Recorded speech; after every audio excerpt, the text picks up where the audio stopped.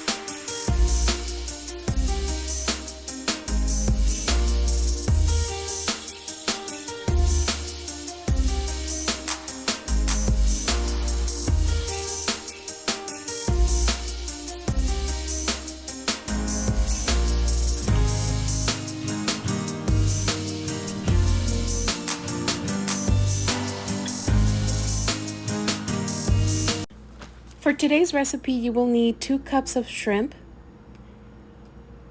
3 tablespoons of olive oil, half a bar of butter, 8 ounces of chicken broth.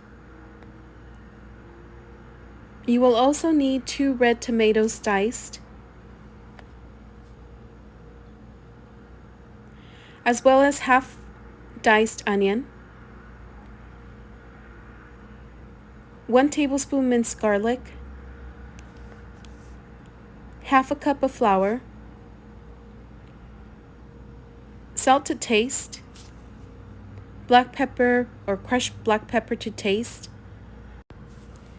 The 1/4 of a cup of bacon is optional. This is just to give it extra flavor.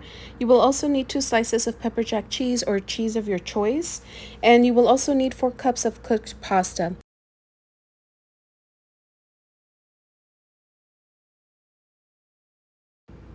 In a very hot pan, what I am doing is I'm adding half the bar of butter. I'm going to go ahead and start adding the shrimp, and make sure that the shrimp are fully cooked and golden brown on each side. Then turn it and make sure that the other side, the shrimp are also golden brown. Before I remove the shrimp, I need to make sure that the shrimp are fully cooked and golden brown on both sides. And I will remove the shrimp and use this pan for the rest of the ingredients.